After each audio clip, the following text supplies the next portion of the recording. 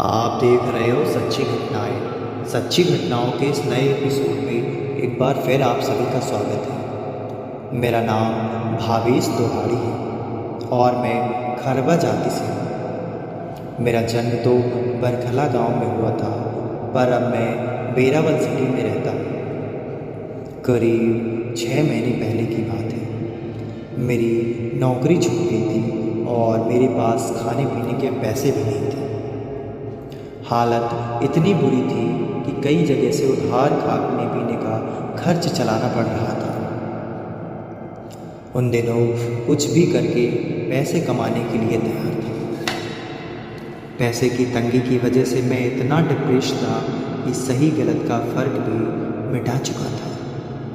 अपनी उसी कंगाली के दौर में एक बार मौत के मुंह में जा चुका था। करीब 6 महीने पहले की बात है। मेरा पड़ोसी मनसुख मेरे घर आया। उसने मुझसे कहा कि यार पैसे कमाने का एक आइडिया है। मैंने कुछ भी बिना सोचे समझे हाँ बोल दिया। मैंने उसे कहा कि काम कुछ भी हो, बस पैसे मिलने चाहिए। जब पेट में आग लगती है तो अच्छाई बुराई देखी नहीं जाती है। रोटी तो मेहनत से मिलती है, आदर्शों से नहीं। मनसुख ने कहा कि आज रात 12 बजे तैयार है। 3 घंटे का काम है और 5,000 मिलेंगे, आधे तेरे आधे मेरे। मैंने डील डन कर दी। उस रात मनसुख रिक्शा लेकर 11:30 बजे मेरे घर आ गया। मैंने भी कुछ बिना सोचे समझे उस रिक्शे पर सवार हो गया। मैंने देखा कि रिक्शे में फावड़ा, कुल्हाड़ी, अन्य खुदाई के औजार थे। मैंने हंसते हुए मनसुख को बोला कि भाई क्या किसी का खून करने का इरादा है क्या? मनसुख बोला, ना रे, तू चिंता मत कर, मैं हूं ना, कुछ लफड़ा नहीं। थोड़ी ही देर में मनसुख ने रिक्शा एक कब्रिस्तान के पास रोक दिया। फिर मुझे कहा कि चल फावड़ा और कुल्हाड़ी लेकर हमें अंदर जाना है। हम दोनों दीवारें कूद कर अंदर चले गए। अंदर अब मुझे बहुत डर लग रहा था। मनसुख ने एक ताज़ी दफन की हुई कब्र पर आकर रुक गया। मुझे बोलने लगा कि इसे खोदना है। उसकी बात सुनकर मेरे तो होश उड़ गए। मैं भागकर कब्रिस्तान से बाहर आ गया। रिक्शे के पास खड़े होकर मनसुख ने समझाया कि सीधे काम में कोई एक दिन में 5,000 नहीं देता है। अगर तुझे यह काम नहीं करना है तो निकल यहाँ से, मैं किसी दूसरे को ढूंढ लूँगा। कुछ देर सोचा, फिर मुझे ख्याल आया कि वैसे भी वो मर चुका है। उसकी लाश का कोई क्या करेगा, उससे अब किसी को कोई फर्क नहीं पड़ता।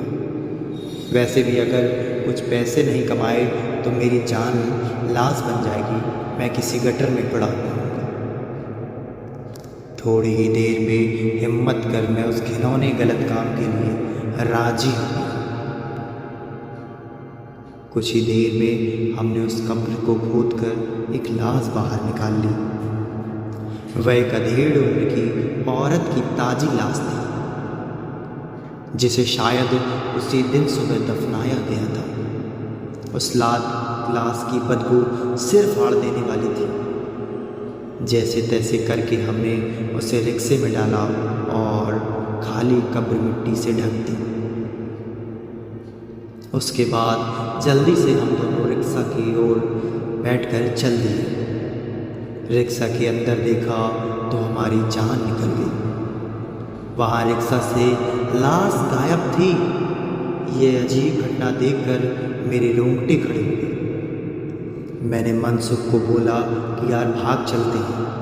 मनसुख भी बोला कि हाँ यार, ये तो भूत प्रेत का मामला लगता है। हम दोनों फ़ौरन उस जगह से भागने लगे। मनसुख ने फ़ौरन रिक्शा चालू करना शुरू किया और उसकी रिक्शा चालू हो तो तब हम वहाँ से भागे ना। अचानक हमारी नज़र कब्रिस्तान की ओर गई। हमने देखा कि वह मुर्दा अपनी कब्र पर बैठी थी और हमारी ओर देखे जा रही थी। अंधेरे में साफ साफ तो नहीं दिखा, मगर पक्का अंदाज़ा था कि वहाँ वही मिट्टी सने लाल कपड़ों वाली औरत बैठी थी, जिससे हमने खोद कर निकाला था।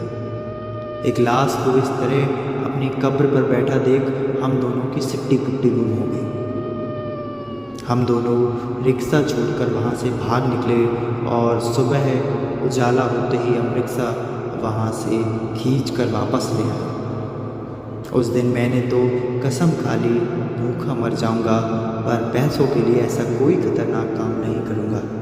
मित्रों, मुझे उम्मीद है आप सभी को मेरी कहानियाँ अच्छी लगती होंगी, तो प्लीज़ वीडियो को लाइक करेंगे और वीडियो को शेयर करेंगे अपने दोस्तों, यारों, मित्रों और उन पसंदीदाओं जो भूतिया कहानी को पसंद करते हैं सभी के साथ इस चैनल को शेयर करेंगे और चैनल को सब्सक्राइब करने के लिए बोलेंगे।